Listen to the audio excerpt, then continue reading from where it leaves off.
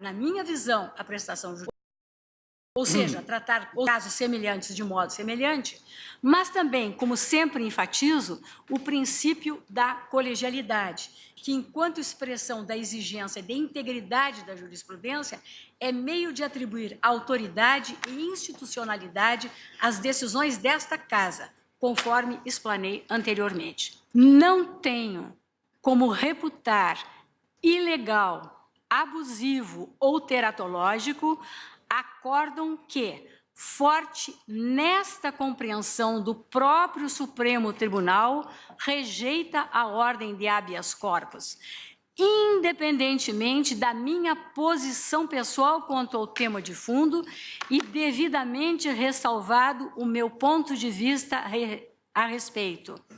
Ainda que, repito, o plenário seja, sem dúvida, o locus apropriado para revisitar tais temas.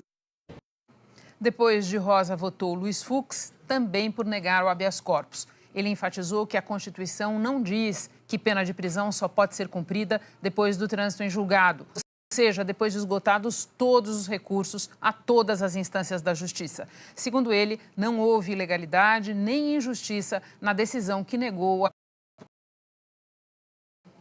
Essa necessidade de trânsito em julgado para que se possa efetivar uma prisão, ela não está contemplada na Constituição Federal. Muito ao contrário. A Constituição Federal, quando trata da prisão, e por isso é que os dispositivos têm que ser compatíveis, quando existe dispositivo constitucional e inconstitucional, quando ela trata da prisão, a própria Constituição Federal, no inciso 31, dispõe: ninguém será preso senão em flagrante delito ou por ordem escrita e fundamentada de autoridade judiciária competente. Ora, o acórdão do Tribunal Regional Federal ou o acórdão do Superior Tribunal de Justiça são ordens judiciais devidamente fundamentadas. Então, essa denominada presunção de inocência, que se infere desse dispositivo, ela efetivamente, de acordo com a tese fixada na nossa repercussão geral, ela não impede, a presunção de inocência não impede a execução provisória da pena, porque a própria Constituição assim não dispõe. Eu verifico, assim como fez a ministra Rosa Weber, que o remédio ora impetrado, ele se volta contra uma decisão que, para ser cassada por esse instrumento, ela deveria revelar ou um vício de ilegalidade ou um vício de injustiça. Ilegalidade não houve, não há nenhuma menção a vício formal. Injustiça, nós não podemos chancelar essa pecha, porque a decisão foi exatamente nos estritos termos da jurisprudência do Supremo Tribunal Federal.